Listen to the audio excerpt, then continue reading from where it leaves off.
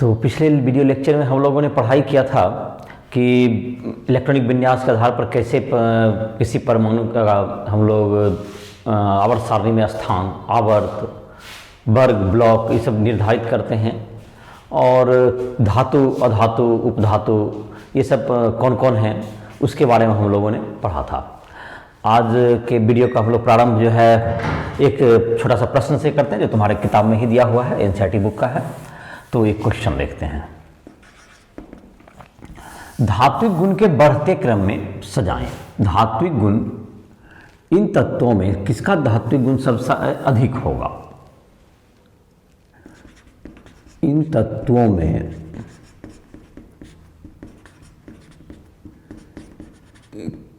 किसका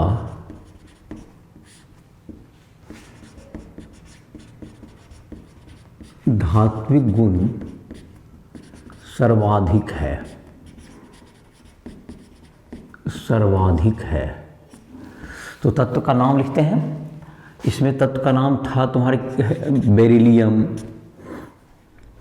magnesium, silicon, phosphorus, sodium.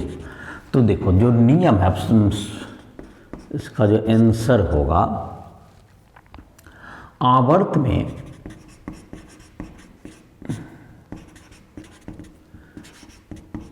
बाईं से दाईं ओर, बाईं से दाईं ओर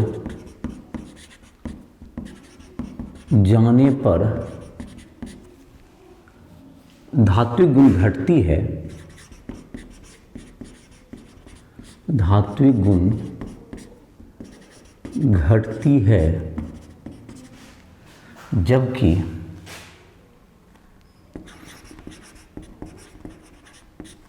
वर्ग में ऊपर से नीचे आने पर बढ़ती है। नीचे आने पर बढ़ती है, नीचे आने बढ़ती है। तो यह है तुम्हारा नियम। अब देखते हैं इस नियम के मुताबिक तो इसको आवर्त सारणी में कैसे अरेंज करेंगे, इसको देखते हैं। अब बेरिलियम जो तुम्हारा किसमें है? द्वितीय आवर्त में है, दूसरा वर्ग में है। ये द्वितीय आवर्त में, यहाँ पर होगा बेरिलियम का जगह। फिर मैग्नीशियम है तो मैग्नीशियम का जगह ठीक इसके नीचे आएगा। यहाँ पर तुमको है एल्यूमिनियम है, जो कि यहाँ पर तुमको क्वेश्चन में तो एल्यूमिनियम यहाँ नहीं दिया हुआ, इसी आवर्त में है। फिर यहाँ पर सिलिकॉन है और यहाँ पर फास्फोरस है और सोडियम का जगह इधर होगा। अब इस आवर्त सारणी के जो मैंने याद करवाया था उसके आधार पर तुम इसको द्वितीय आवर्त, ये द्वितीय आवर्त का तत्व है, ये बाकी सब तृतीय आवर्त का तत्व है और इसकी जगह ये होगी। तुमको ये जो तत्व जितने दिए गए हैं, अब हम अपने नियम को लागू करते हैं। तो उसमें ये नियम है कि वर्ग में ऊपर से नीचे आने पर क्या होती है? धात्विक गुण बढ़ता है। तो इसकी धात्विक गुण Mg की धात्विक गुण किससे ज़्यादा होगी? इधर बढ़ेगा तो Mg अच्छा धातु होगा किससे? Mg Be से अच्छा धातु होगा, इधर धात्विक गुण बढ़ा, धात्विक गुण Mg का ज़्यादा हुआ। धात्विक गुण Mg अच्छा धातु है, अच्छा धातु Be से। लेकिन अब आते हैं इससे, इसका मतलब अब आवर्त में होता है कि जैसे जैसे हम लोग बाईं से दाईं ओर धात्विक गुण घटेगा तो धात्विक गुण बढ़ने का जो क्रम तो ऐसे रहेगा, ऐसे करके आएंगे धात्विक गुण बढ़ता जाएगा। तो इसका मतलब हुआ कि Mg से ज़्यादा किसका होगा? सोडियम का होगा। धात्विक गुण इधर बढ़ेगा, धात्विक गुण बढ़ना, धात्विक गुण इधर से इधर ज़्यादा बाईं से दाईं ओर घटती है, तो इसका मतलब दाईं से बाईं ओर बढ़ती है। तो इसका मतलब ये हुआ कि इधर से ये Mg इसमें इधर तो घटेगा, इधर तो कम। फास्फोरस सबसे खराब धातु होगा, जो कि धातु है, इनफैक्ट सिलिकॉन उपधातु में आता है। तो ये जो है तुमको सबसे अच्छा धातु कौन लग रहा है? सबसे अच्छा धातु इसके आधार पर हो गया कि सबसे अच्छा धातु सोडियम है। सोडियम आंसर हो गया, तो सोडियम आंसर हुआ इसका। और सबसे खराब धातु हुआ इसमें फास्फोरस, जो कि उपधातु है। तो ये तुम्हारा प्रश्न था एक एनसीईआरटी बुक का, जिसको मैंने क्वेश्चन कर दिया आंसर। उसका एक जो था पीछे ही दिया, नए तत्व का जो कि है तुमको, जो नए तत्व की खोज होती है उसका टेम्पोररी जो अस्थायी नामकरण कैसे किया जाता है। इसका विधि ये है कि अस्थाई पहले नाम दे दिया, जिसको जो तत्व की खोज की जाती है तो इसमें विवाद ना हो कि उसका क्या नाम रखा जाए। उसके लिए आईपीएससी ने एक सिस्टम बना दिया है जिसके आधार पर क्या कर दिया जाता है, उसका तत्काल नामकरण कर दिया जाता है और उसके बाद उस नामकरण के बाद तत्कालिक नामकरण कर दिया जाएगा। उसके बाद 20 साल के अंतराल पर सीजीपीएम की एक बैठक होती है, जिसका कि बैठक जो जनरल असेंबली की बैठक होगी, उसमें इस बात का वोट करा करके, अगर जरूरत पड़ी तो वोट करा करके इस बात का निर्णय किया जाता है उस तत्व का नाम क्या रखा जाएगा, तो जो कि अस्थाई नाम होगा। तो अभी हम लोग पढ़ेंगे अस्थाई नाम की विधि पढ़ लेते हैं। और अस्थाई नामकरण की नाम तो बाद में तत्व को दिया जाता है, जब खोज होती है किसी तत्व की या खोज या अन्वेषण होगा तो उसका नामकरण करने की अस्थाई पद्धति क्या है। तत्व के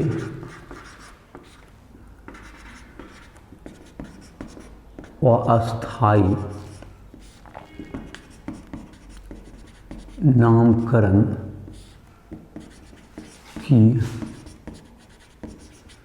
पद्धति, अस्थाई नामकरण की पद्धति। तो तत्व के अस्थाई नामकरण की क्या पद्धति है, तो तत्व के अस्थाई नामकरण में तुम्हारा है, तो इसमें है तुमको सब हर अंक का नाम दिया गया है। शून्य का जैसे नील है, शून्य का नील, 1 का अन, 2 का बाई, 3 का ट्राई, TRI, 4 का क्वाड, 5 का पेंट, 6 का हेक्स, 7 का सेप्ट, 8 का ऑक्ट, 9 का इन। तो ये तुम्हारा सब अंक का नाम हो गया। अब क्या होगा, अब नाम करना आसान है। मान लेते हैं एक तत्व है जिसका कि परमाणु संख्या हो गया 129, तो आसानी से उसका देखो नामकरण और संकेत क्या होगा। 129 परमाणु संख्या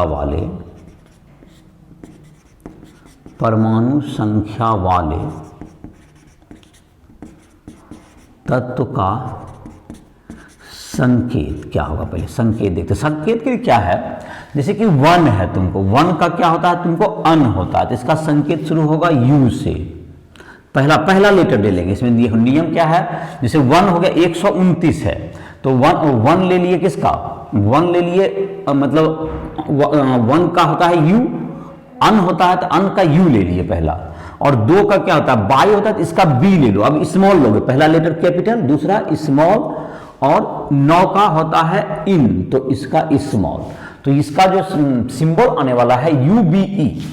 तो क्या बताया कि पहला लेटर क्या होना चाहिए, कैपिटल, फर्स्ट लेटर, सबका प्रथम लेटर लेते जाएंगे। संकेत के लिए सबका क्या लेंगे, प्रथम लेटर, प्रथम अंक, संकेत के लिए प्रथम लेटर लेना है, संकेत के लिए प्रथम लेटर, संकेत के लिए प्रथम अक्षर,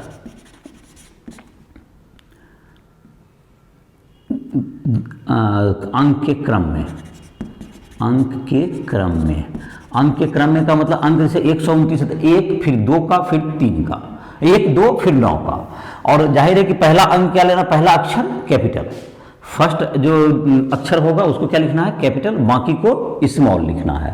तो ये तुम्हारा हो गया फर्स्ट लेटर, फर्स्ट जैसे UBE है तो फर्स्ट लेटर अंक अक्षर कैपिटल, फर्स्ट लेटर कैपिटल होना चाहिए।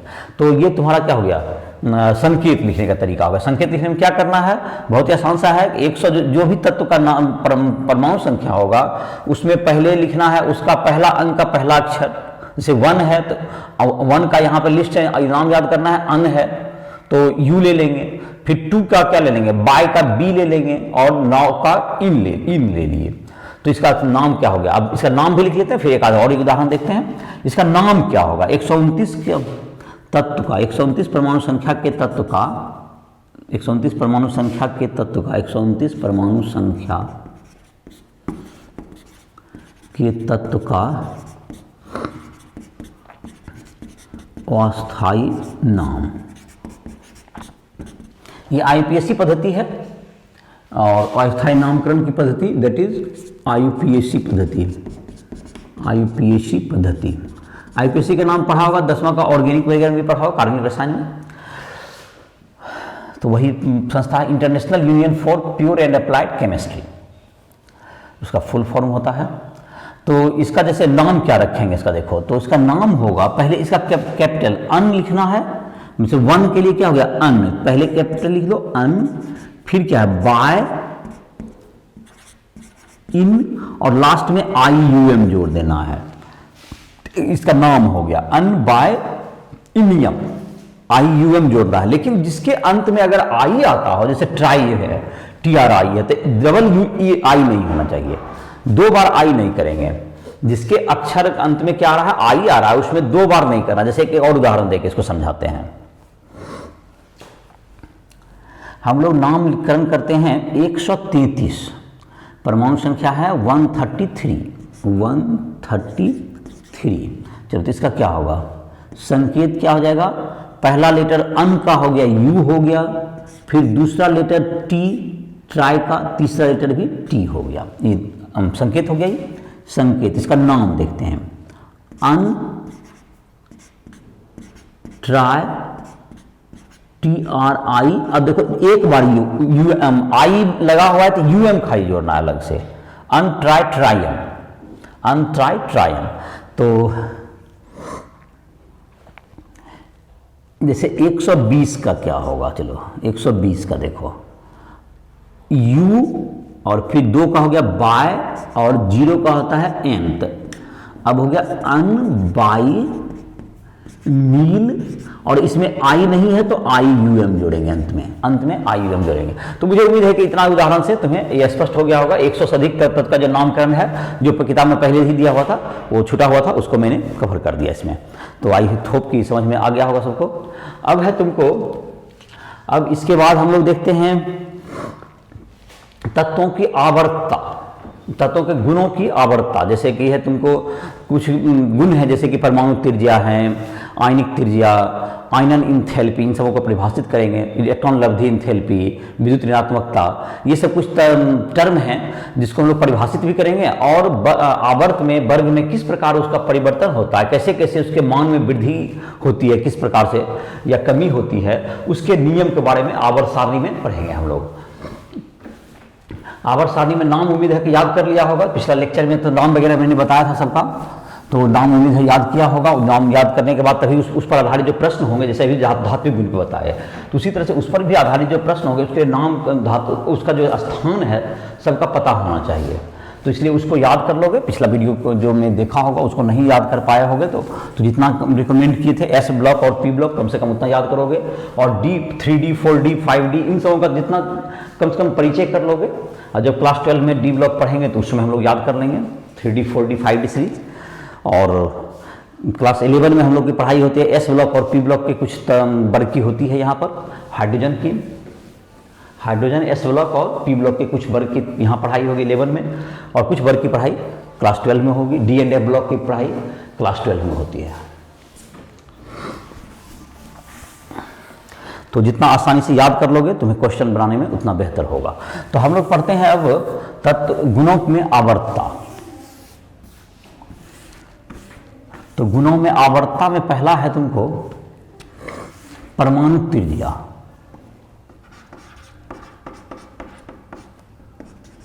गुणों में आवर्तता, पीरियोडिसिटी इन प्रॉपर्टीज।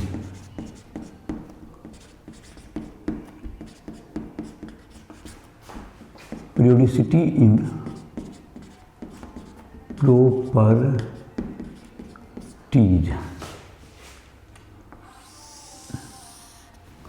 तो इसमें पहला जो गुण किस प्रकार बढ़ता घटता है उसका परिभाषा भी। तो पहला जो तो हम लोग लिखते हैं परमाणु त्रिज्या।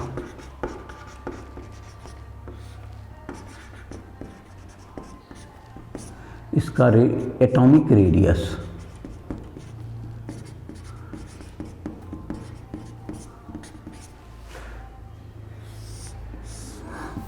तो परमाणु त्रिज्या क्या होगा तुम्हारा, जब किसी परमाणु में तुमको इलेक्ट्रॉन नाभिक से लेकर के अंतिम इलेक्ट्रॉन तक के बीच की दूरी को क्या कहेंगे, परमाणु त्रिज्या कहेंगे। ऐसा सबसे पहला जो हम लोग, लेकिन इलेक्ट्रॉन की स्पष्ट सीमा रेखा नहीं होती है और इसलिए परमाणु त्रिज्या को परिभाषित करने में भी क्या होती है, परेशानी होती है।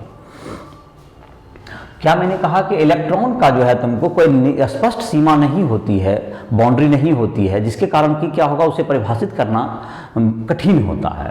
तो अधातु के लिए तुमको जो है इसका जो है तुमको बंधन जो बनाते, दो अधातु जो कि एकल बंधन के द्वारा अगर एक ही परमाणु, जैसे H2 है, H और H एकल बंधन के द्वारा जुटे हुए, Cl2 में Cl एक सिंगल बॉन्ड से अगर जुड़े हुए हों, तो इस प्रकार के परमाणु जब एकल बंध से जुड़े हुए हैं तो उनके नाभिकों के बीच की दूरी का आधा उसकी सहसंयोग त्रिज्या कहलाती है, कोवेलेंट रेडियस इसको इंग्लिश में कहते हैं। धातु के लिए उसके धातु में जब होते हैं तो वो धात्विक बंधन बनाते हैं।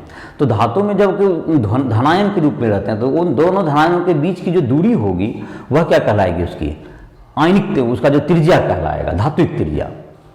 जो आयन जो बने दो धातु में दो आयन बन जाते हैं उसके बीच की दूरी क्या कहलाती है, आयनिक त्रिज्या कहलाती है।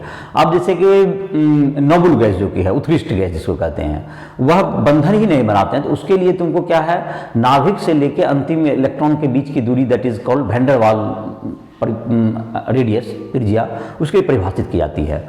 तो इस प्रकार से सबों के लिए जो परमाणु त्रिज्या का मतलब है सबके लिए अलग अलग हो गया। धातु के लिए अलग परिभाषा सहसंयोजक त्रिज्या परिभाषित होगी, दूसरे का है कि धातु के लिए क्या होगा, तो धात्विक त्रिज्या परिभाषित होगी, मेटलिक रेडियस।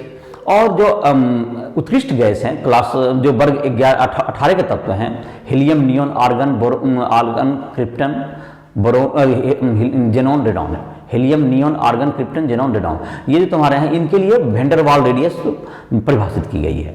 तो सबका परिभाषा हम लोग देखते हैं, तो देखते हैं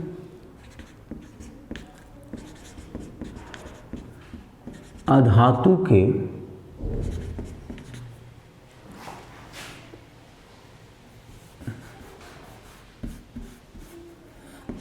दो परमाणु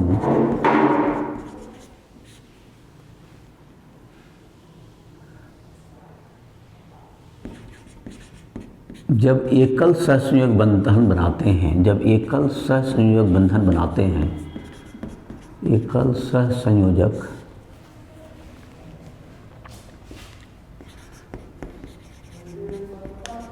बंधन बनाते हैं तो उनके नाभिकों के बीच की दूरी,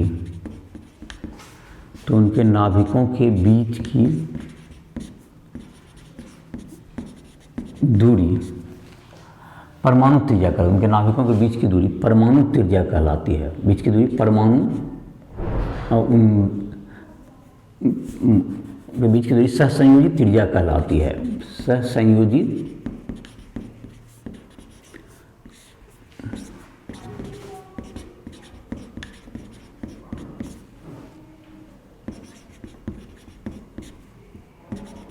कहलाती है। तो उनके बीच की दूरी सहसंयोजित त्रिज्या कहलाएगी। जैसे कि उदाहरण के लिए, जैसे कि तुम्हारे बुक में दिया Cl2 है, तो एक Cl का यहाँ नाभिक है और एक Cl का यहाँ पर नाभिक है। इन दोनों के बीच की दूरी इन दोनों के नाभिकों के बीच की दूरी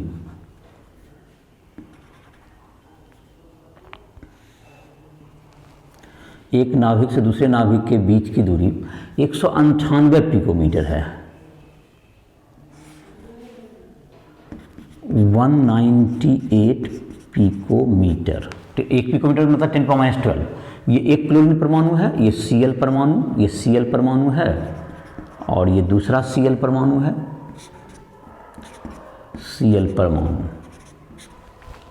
तो दोनों के बंधन के Cl परमाणु में नाभिकों के बीच की दूरी कितनी है, इसका जो है तुमको क्या होगा, तो ये जो सहसंयोजक है, तो सहसंयोजक बंधन का क्या करेंगे, आधा करेंगे।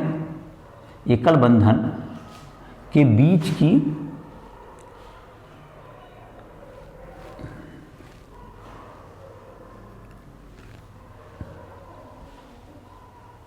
दूरी का आधा जो कर देंगे, इसमें क्या कर देंगे, बीच की दूरी का आधा करना होगा। तो जब दो परमाणु तुमको क्या कहें एकल बंधन बनाते हैं, तो जब दो परमाणु, जब धातु के क्या हो गए, दो परमाणु जब एकल बंधन का निर्माण करते हैं तो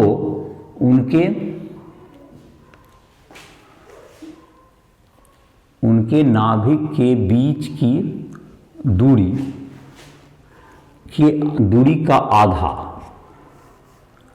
बीच की दूरी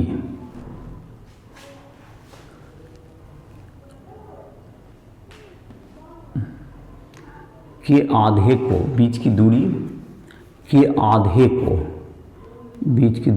आधी, बीच की दूरी की आधी दूरी सहसंयोजी त्रिज्या कहलाता है, आधी दूरी। तो ये जैसे कि होगा क्लोरीन के बीच का कितना होगा, 198 पिकोमीटर है। तो क्लोरीन की, तो इसका जो एकल बंधन लंबाई Cl2 की बंधन लंबाई भी इसको कहते हैं, तो नाभिक के बीच की दूरी बराबर 198 पिकोमीटर। तो Cl की परमाणु त्रिज्या क्या हो जाएगा, इसका आधा, परमाणु त्रिज्या बराबर 198/2 बराबर 99 पिकोमीटर। तो ये 99 पिकोमीटर हो गया, 198/2 बराबर 99 पिकोमीटर हो गया। ये तुमको क्या कहलाएगा, इसकी सहसंयोजक दूरी कहलाएगी 99 पिकोमीटर। तो ये तुम्हारा हो गया कि दूरी का आधा क्या कहलाएगा, ये दूरी का जो आधा है वही क्या कहलाएगा, इसका सहसंयोजक त्रिज्या कहलाएगी। अब धात्विक त्रिज्या पाते हैं। धात्विक त्रिज्या,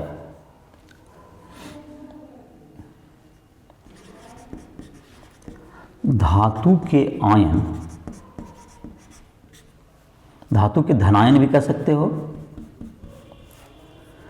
धनायनों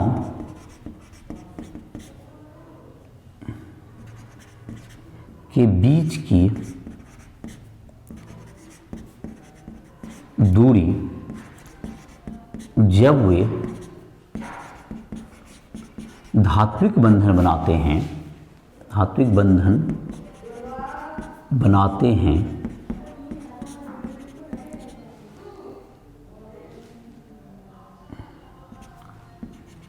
का आधा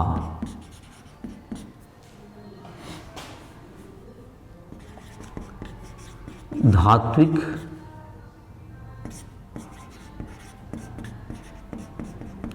मेटेलिक त्रिज्या कहलाती है। जैसे कि दो धातु परमाणु हैं, दो धातु आयन हो जाएंगे, तो एक आयन ये धनात्मक हो गया, ये धनायन हो गए, यहाँ पर एक नाभिक हो गया, धनायन है ये, और एक दूसरा धनायन है। तो इन दोनों के बीच की दूरी अगर मान लेते हैं दिया हुआ है, दो परमाणु है, तो यह इस परमाणु का, अगर कोई परमाणु है, जैसे अगर मान लेते हैं कि 288 पिकोमीटर है, ये तुमको दूरी हो गई 288 पिकोमीटर अगर हो गया, ये 288 पिकोमीटर है, तो धात्विक त्रिज्या बराबर 288/2 बराबर 144 पिकोमीटर। तो ये तुमको जिस भी तत्व की हो, तो ये तत्व तुम्हारा, ये भी तत्व सेम होगा, ये भी तत्व हो गया, और ये भी तत्व का मान लेते हैं कि ये तुम्हारा X+, ये भी X+ है, ये भी X+ है। तो जिस तरह का क्रिस्टल में जैसे जैसे एक दूसरे से लगातार दूरी पर रहेगा, तो उसकी क्या कहलाएगी, ये X+ की धात्विक, X की धात्विक त्रिज्या हो जाएगी। धात्विक त्रिज्या का मान आ गया 288/2, मतलब आधा कर देंगे इसको, X परमाणु की धात्विक त्रिज्या का ये मान निकल गया। तो इस प्रकार से क्या निकाल सकते हैं, धात्विक त्रिज्या परिभाषित हो गई, जो कि वर्ग 18 के तत्व, वर्ग 18 के तत्व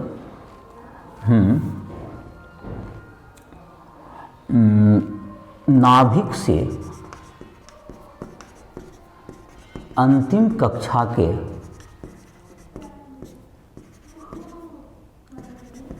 इलेक्ट्रॉन की दूरी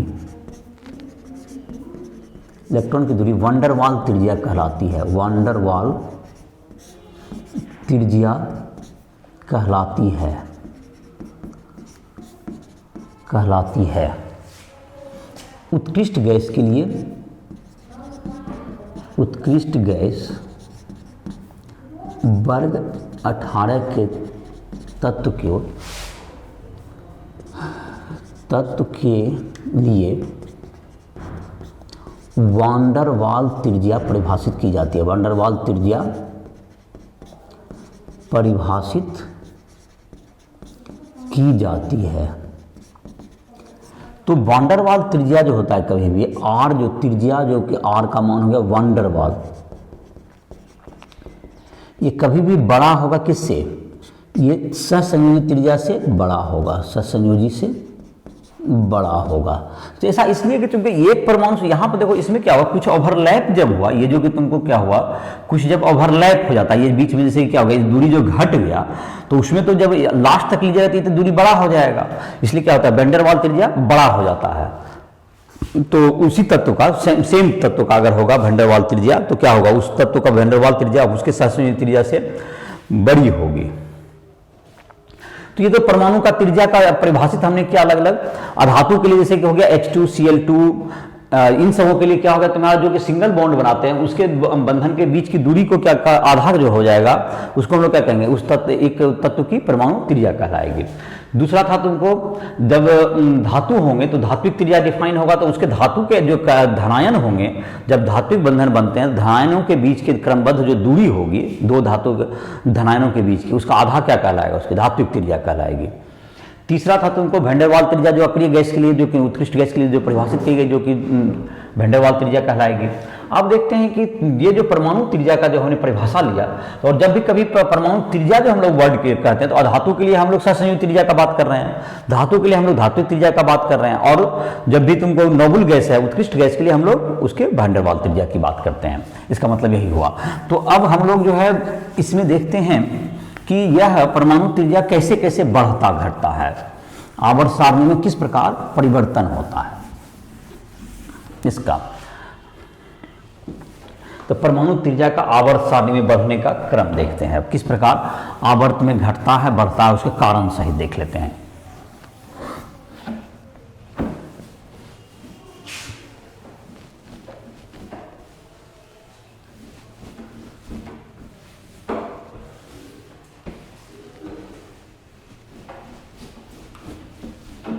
आवर्त सारणी में परमाणु त्रिज्या जो है तुमको, आवर्त सारणी में ऊपर से नीचे आने पर परमाणु त्रिज्या के मान में वृद्धि होती है, और बाईं से दाईं ओर जाने पर सामान्यतः परमाणु त्रिज्या में कमी होती है। ये सामान्य नियम है।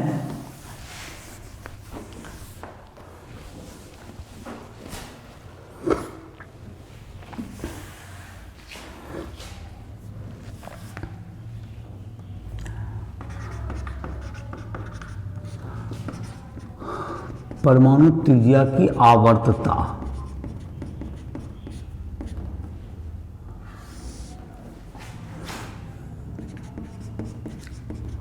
आवर्त में बाईं से दाईं ओर जाने पर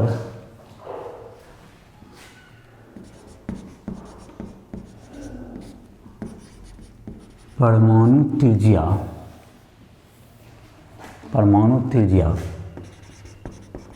घटती है, चूंकि आवर्त में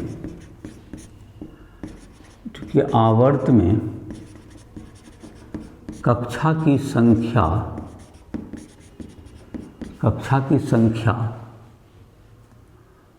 अपरिवर्तित रहती है, अपरिवर्तित रहती है। कक्षा की बाह्यतम कक्षा की संख्या आवर्त में बाह्यतम कक्षा की संख्या अपरिवर्तित रहती है।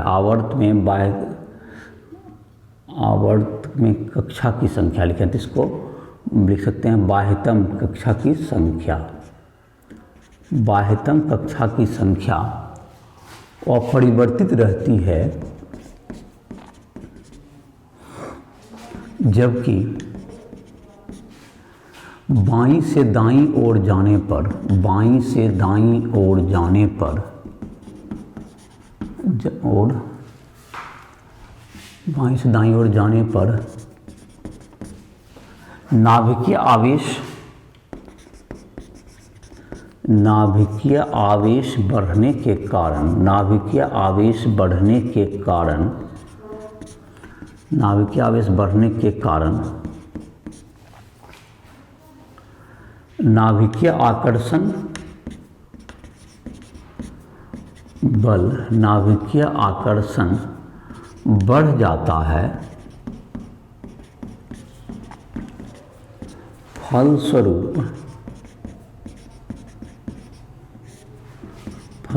परमाणु त्रिज्या घट जाती है। फलस्वरूप परमाणु त्रिज्या घट जाती है। तो ये क्या हुआ कि जैसे कि यहाँ पर हुआ कि जैसे जैसे हम लोग किसी वर्ग में आवर्त में जा रहे हैं, आवर्त में जैसे जैसे हम लोग बाईं से दाईं ओर जा रहे हैं, जैसे बेरिलियम है, तो इसमें क्या हुआ, बेरिलियम में भी दो ही कक्षा है, 1s2 2s2 बेरिलियम। लिथियम है, जैसे तुम्हारा लिथियम है तो बेरिलियम है, बोरोन है, कार्बन, नाइट्रोजन, ऑक्सीजन, फ्लोरीन। तो ये जो होगा तुम्हारा, और नियोन की इसमें बात नहीं कर रहे हैं, जब ये कह रहे हैं तो इसमें वर्ग 18 छोड़कर, इसमें क्या बात करें हम लोग, वर्ग 18 को छोड़कर। वर्ग 18 में चूंकि वेंडरवाल त्रिज्या होती है तो वो तुमको इस रूल का पालन नहीं करेगा, उसमें ये बात नियम लागू नहीं होगा। तो ये तुम्हारा जो है, यह कहा जा रहा है कि जैसे कि इसमें क्या होगा, इसमें जो कि तुम्हारा लिथियम में है, उसमें जो है नाभिक में कितने आवेश होंगे, उसमें 3 प्रोटॉन के आवेश होंगे, इसमें 4 होंगे, इसमें 5 होंगे, इसमें 6 होंगे। इस ढंग से धीरे धीरे बढ़ रहा है, उत्तरोत्तर बढ़ रहा है। तो नाभिक में जब आवेश बढ़ेगा, तो नाभिक में जब आवेश बढ़ेगा तो इसको ऐसे समझ सकते हैं, नाभिक में आवेश बढ़ेगा तो इलेक्ट्रॉन को इसके खींचने की क्षमता क्या होगी, यहाँ पर इलेक्ट्रॉन ऋण आवेश होता है, माइनस होता है ये इलेक्ट्रॉन कोई भी, तो इलेक्ट्रॉन को इसके खींचने की क्षमता बढ़ती है। और इसका मतलब कि जैसे जैसे क्या होगा तुमको, जैसे कक्षा की संख्या ना बढ़े और आवेश में वृद्धि होगा, तो और जैसे जैसे इलेक्ट्रॉन का जो विकर्षण होता है, जो दूसरे इलेक्ट्रॉन जो विकर्षित करते हैं, वो उस ढंग से प्रभावी नहीं हो पाते हैं जितना कि नाभिक का आकर्षण बल प्रभावी होगा इधर से उधर जाने पर। जो कि सेम ही कक्षा के, एक ही कक्षा के जो इलेक्ट्रॉन होते हैं, वो उसका जो कि आवरण प्रभाव बहुत कम होता है। तो इसका मतलब ये हुआ कि कहीं ना कहीं इसका जो कि नाभिकीय आकर्षण बल है, जैसे जैसे हम लोग बाईं से दाईं ओर जाएंगे, नाभिकीय आवेश बढ़ने के कारण इसका नाभिकीय आकर्षण बल क्या होगा, इलेक्ट्रॉन पर बढ़ता जाएगा। और फलस्वरूप इसके जो कि आकर्षण बल अगर बढ़ेंगे तो इसकी त्रिज्या क्या हो जाएगी, कम हो जाएगी। तो ऐसा इसका मतलब ये हुआ कि किसकी त्रिज्या ज्यादा होगी सबसे, तो जाहिर है कि बाएं से दाईं ओर जाने पर इसकी त्रिज्या घटती है। तो घटती है तो सबसे अधिक किसका होगा, तो सबसे अधिक किसका होगा, लिथियम का होगा, उसके बाद बेरिलियम का, फिर बोरोन का। इससे जैसे जैसे उत्तरोत्तर जाएंगे तो क्या होते चला जाएगा तुमको, ये घटते चला जाएगा, मतलब सबसे छोटा फ्लोरीन होगा। यही बात आप तीसरा आवर्त में भी कह सकते हैं। तो तीसरा आवर्त में भी जैसे कि तुम्हारा कहा जाए, लिथियम के बजाय सोडियम है, सोडियम बड़ा होगा, फिर इससे छोटा किसका होगा, मैग्नीशियम का होगा, फिर एल्युमिनियम, फिर सिलिकॉन, फिर फास्फोरस, फिर तुम्हारा आ गया फास्फोरस के बाद तुम्हारा आ गया सल्फर, क्लोरीन। तो ये क्लोरीन सबसे छोटा हो जाएगा। इस प्रकार से क्या होगा तुम्हारा, ये अरेंज कर सकते हो। तो अब है वर्ग में आते हैं। वर्ग में ऊपर से नीचे आने पर, वर्ग में ऊपर से नीचे आने पर कक्षा की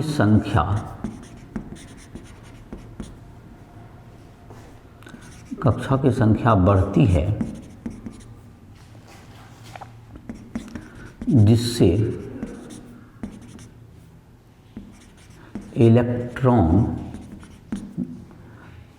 जिससे बाहरी इलेक्ट्रॉन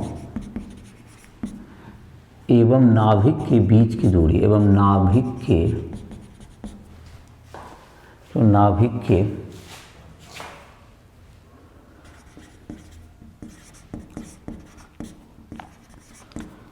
बीच की दूरी, नाभिक के बीच की दूरी बढ़ती है, नाभिक के बीच की दूरी बढ़ती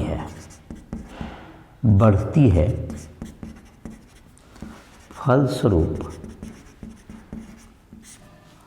ऊपर से नीचे आने पर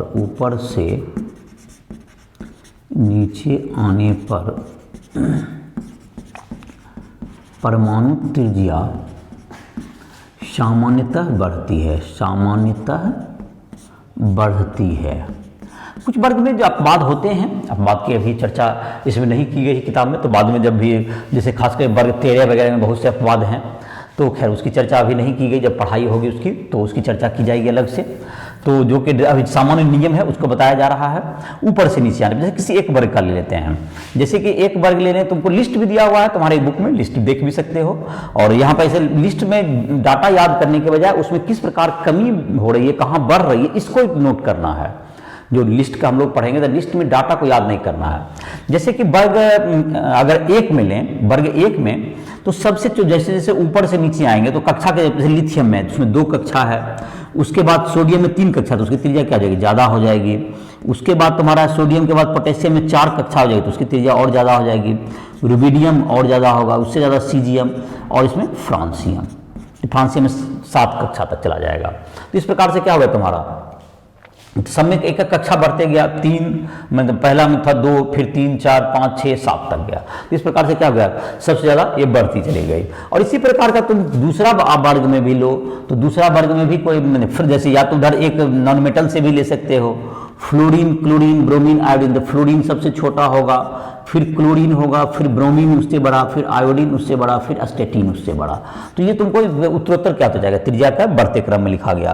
तो आपको अगर वर्ग का जो याद होगा, जैसे दूसरा वर्ग ले लें, बेरिलियम से ज़्यादा किसका होगा, मैग्नीशियम, मैग्नीशियम से ज़्यादा किसका होगा, कैल्शियम, स्ट्रॉन्सियम, बेरियम, फिर रेडियम। रेडियम करके जो है ये सब का जैसे जो रेडियो सक्रिय तत्व होता है, इसका जो है परिभाषित बहुत अच्छी तरह से नहीं पता चलता है, फिर भी उसका जो क्रम है यही होना चाहिए।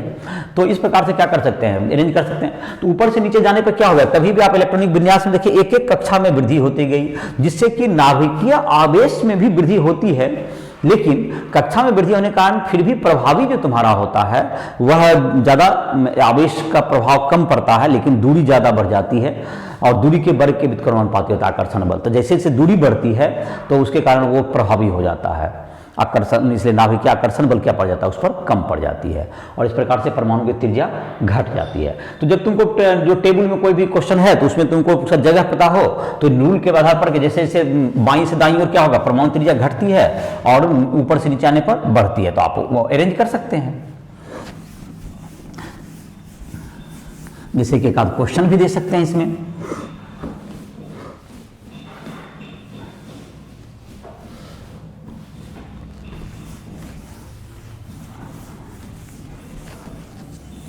परमाणु त्रिज्या के बढ़ते क्रम में लिखें।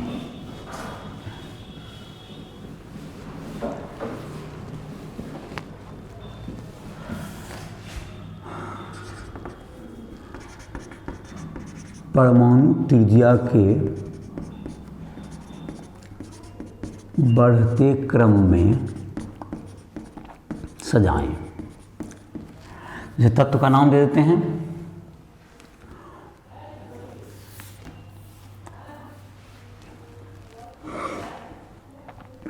ऑक्सीजन, कार्बन, बेरिलियम, बेरिलियम हो गया तुम्हें, सोडियम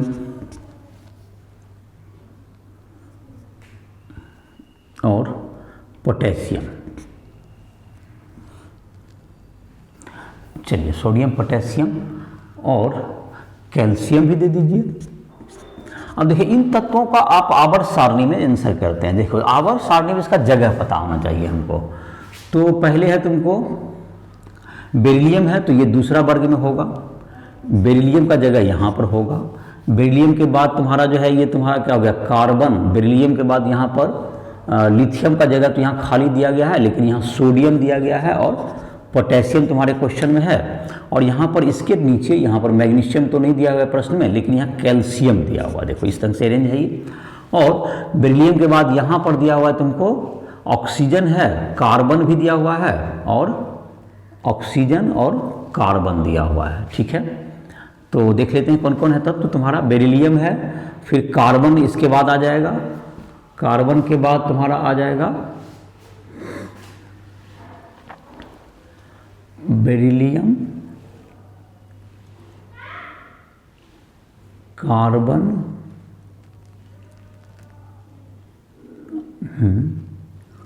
तुम्हारा हो गया ऑक्सीजन, कार्बन, बेरिलियम। ठीक है, तो इसी आवर्त में आ जाएगा ये तुम्हारा किस आवर्त में आ जाएगा? बेरिलियम के बाद आ जाएगा तुम्हारा, बेरिलियम के बाद किसका है? बेरिलियम के बाद तो होता है बोरोन, जिसका जगह नहीं दिया गया है, लेकिन कार्बन दिया गया है, और उसके बाद नाइट्रोजन का जगह खाली है, ऑक्सीजन दिया गया है।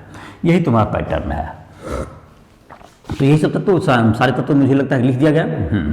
तो सारे तत्व को जो भी तुम्हारे प्रश्न में था, देखो इसको आवर्त सारणी में कैसे होते हैं। ये आवर्त सारणी का रूल था कि जैसे जैसे हम इधर से इधर जाएंगे तो इसके इधर से इधर घटती है, तो इसका मतलब इधर से इधर आने पर बढ़ेगी, और इधर से इधर आने पर बढ़ेगी, और नीचे जाने पर क्या होती है? वृद्धि होती है। तो नीचे जाएंगे तो वृद्धि होगी, तो इधर से इधर तो बढ़ते जाएगी, यहाँ तो बढ़ते जाएगा, और नीचे जाएंगे तो क्या होगा? वृद्धि होगी, और फिर इधर जाएंगे तो कुछ कमी होगी। तो जाहिर है कि तुमको क्या होगी? तो इसका मतलब ये हुआ कि तुमको पोटेशियम से कुछ कम होगा। सबसे बड़ा इसमें पोटेशियम लग रहा है, इस कैल्शियम भी कुछ क्या हो जाएगा? कम ही हो जाएगा।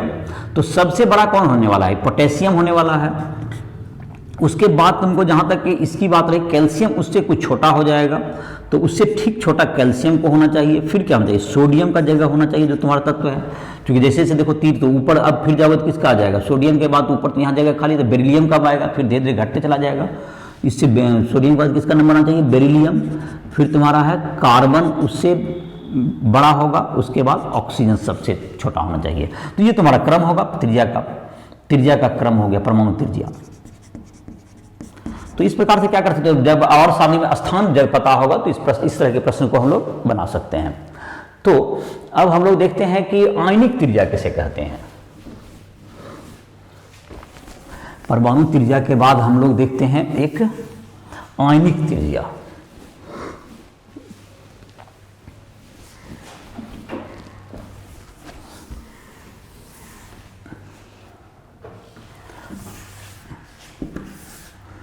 आणविक त्रिज्या,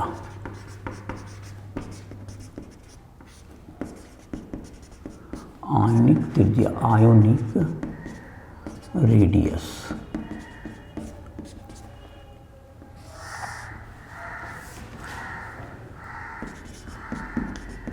धनायन की त्रिज्या उनके जनक परमाणु से कम होती है, क्योंकि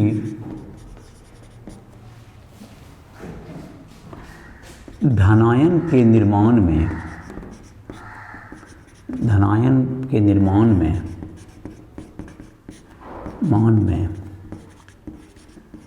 इलेक्ट्रॉन की कमी होती है, इलेक्ट्रॉन की कमी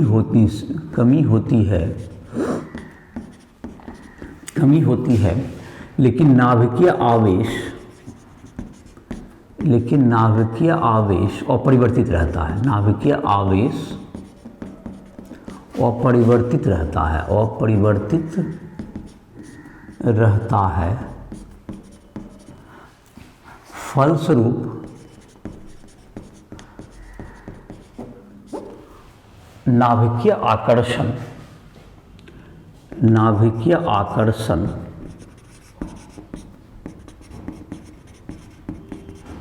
अधिक प्रभावी हो जाता है,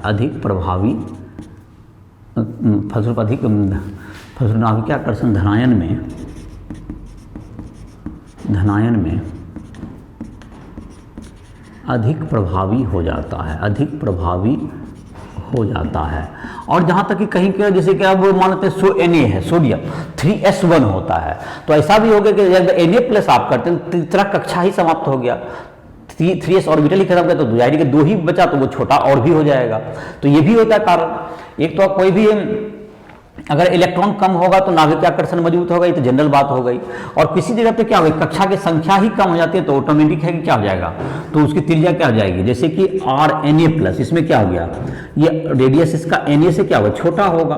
कारण है कि इसमें तीन कक्षा 3s1 तक होते हैं, तीसरी कक्षा तक है इसमें, और इसमें मात्र 2 ही कक्षा हो जाती है, इसकी त्रिज्या काफी घट जाएगी। तो ये जनक परमाणु से क्या होंगे, छोटे होंगे।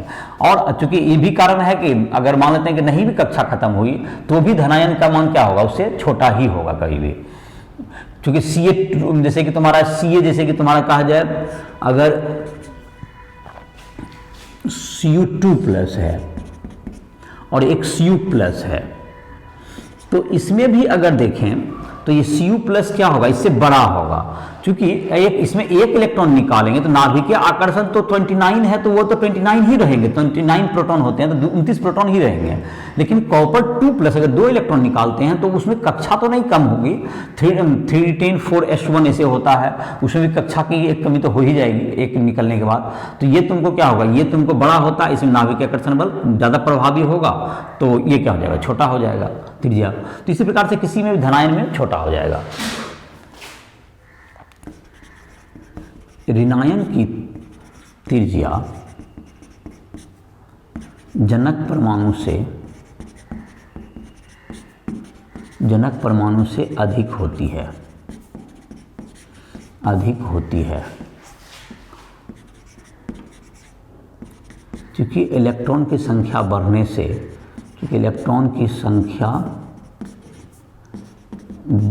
से,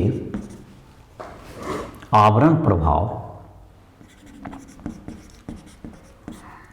प्रभाव बढ़ता है,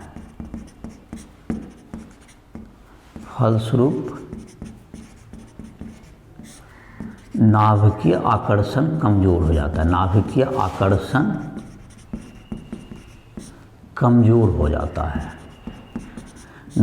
कमजोर हो जाता है। तो ये तुम्हारा कभी भी क्या होगा, जैसे कि RCl- है, ये क्लोरीन माइनस, तो ये RCl से ज़्यादा बड़ा होगा। RO2-, ये RO से, ऑक्सीजन से ज़्यादा होगा। अब है सम इलेक्ट्रॉनिक स्पीसीज में, सम इलेक्ट्रॉनिक जिसमें कि इलेक्ट्रॉन की संख्या समान है, सम इलेक्ट्रॉनिक स्पीसीज में नाभिकीय आकर्षण बढ़ने पर, इनमें नाभिकीय आवेश अधिक होने पर, नाभिकीय आवेश अधिक होने पर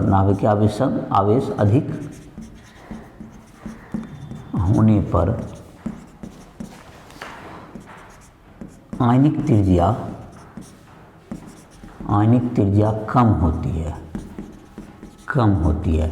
जैसे कि देख लें, जैसे कि है तुमको Al3+ है, इसमें 10 इलेक्ट्रॉन हो गए, 13 था तो इसमें 3 निकाल दिया। Mg2+ है, इसमें भी 12 में 2 घटा दिया। Na+ है, उसके बाद तुमको कहा जाए कि F- है, फिर O2- है, N3- है, सब में 10-10 इलेक्ट्रॉन है। तो इसमें सबसे अधिक त्रिज्या किसकी होगी, सबसे अधिक त्रिज्या क्या होगा, जैसे जैसे इसमें देखते हैं, पहला में 13 प्रोटॉन का आवेश है, तो 13 प्रोटॉन का आवेश, लेकिन इलेक्ट्रॉन सब में 10 हैं, तो 13 प्रोटॉन का आवेश है तो क्या होगा तुम्हारा, 13 प्रोटॉन का आवेश ज़्यादा प्रभावी होगा बनिस्पत की, उसमें Mg में 12 है, उसके अंदर फिर 11 है, फिर घटते चला गया 9 है। तो इसका मतलब ये हो गया कि जैसे जैसे अगर इलेक्ट्रॉन की संख्या, इसमें नाभिकीय आवेश 13 है, 12 है, नाभिकीय ज़्यादा आकर्षण बल होगा, तो इसका मतलब इसका त्रिज्या क्या हो जाएगा, छोटा हो जाएगा, तो इसकी त्रिज्या इस ढंग से बढ़ती जाएगी। उत्तरोत्तर इसमें क्या होता चल जाएगा तुम्हारा, वृद्धि होते जाएगा, क्योंकि आवेश कम हो रहा है तो त्रिज्या क्या होता जाएगा तुम्हारा, ये बढ़ता जाएगा, और इस प्रकार क्या होगा, इसका त्रिज्या ज़्यादा होते जाएगा। तो ये तुम्हारा त्रिज्या तुम्हारा जैसे से जाएगा सबका ज़्यादा हो जाएगा, इसमें 7 ही है, तो इस प्रकार से क्या हो जाएगा तुम्हारा सब इलेक्ट्रॉनिक स्पीशीज, जैसे तुम्हारा कहा जाए Ca2+ छोटा होगा किससे, K+ से, और ये तुम्हारा हो गया फिर Cl- इससे क्या होगा, इससे बड़ा होगा, और इससे फिर बड़ा होगा S2- इत्यादि।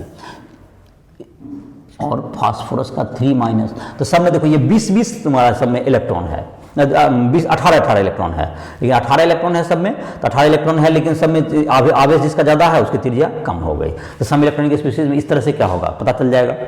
तो एक तुम्हारी किताब में से एक क्वेश्चन दिया हुआ है तुम्हारा कि एक क्वेश्चन है तुम्हारा Mg2+ Al और Al3+, इसमें सबसे अधिक किसका होगा और सबसे कम त्रिज्या किसका होगा, सबसे अधिक त्रिज्या किसका होगा और सबसे कम त्रिज्या किसका होगा, एक प्रश्न है तुम्हारा किताब का।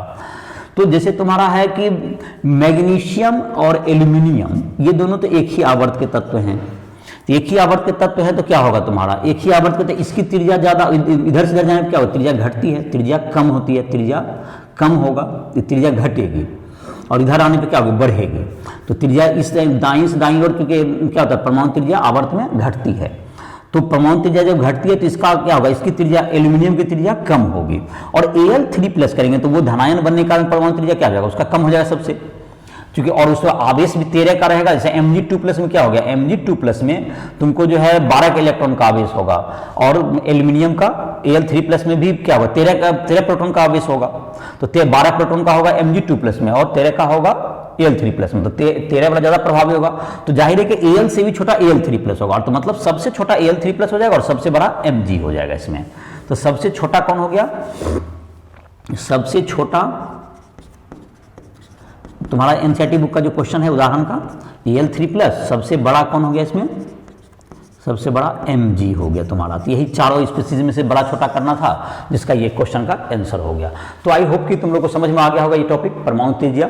इसके बाद जो कि अगले लेक्चर में हम लोग चर्चा करेंगे, जो कि और भी बहुत से भौतिक गुण है, जैसे आज परमाणु त्रिज्या की चर्चा हुई और कुछ क्वेश्चन वगैरह बताए गए इस लेक्चर में, और नए तत्व का और का तुम प्रश्न वगैरह क्या करो, एनसीईआरटी जो बुक है उसे एक्सरसाइज से क्वेश्चन भी बना सकते हो, और जो भी पीछे का भी जो वीडियो लेक्चर है किसी भी चैप्टर का वो तुम राइट ऐप पर प्ले स्टोर से डाउनलोड करके उसमें बना सकते हो। और जिस प्रश्न को बनाने में दिक्कत हो रही है उसके लिए तुम हमसे संपर्क भी उसमें कर सकते हो, पर उसमें मेरा पर्सनल नंबर वगैरह भी दिया हुआ है, तुम हमसे संपर्क कर सकते हो और अपना पर्सनल जो है पढ़ाई भी जिसको दिक्कत हो रही है, और उस ऐप पर नोट्स भी मिल जाएंगे, तुम्हें नोट्स भी लिख सकते हो उसमें, और फिजिक्स केमिस्ट्री मैथ किसी भी सब्जेक्ट के तुम्हें मिल जाएंगे, और इस प्रकार से तुम अपनी पढ़ाई कर सकते हो। तुमको हिंदी इंग्लिश दोनों मीडियम में नोट्स मिल जाएंगे, तुम अपना जेईई मेंस, जेईई एडवांस या नीट इन सबों की तैयारी भी इसके ऐप के पर कर सकते हो कम्प्लीटली। तो राइट ऐप को प्ले स्टोर से डाउनलोड करके तुम संपर्क भी कर सकते हो, लाइव क्लास भी ज्वाइन कर सकते हो। तो इसी के साथ इस लेक्चर को समाप्त कर रहा है।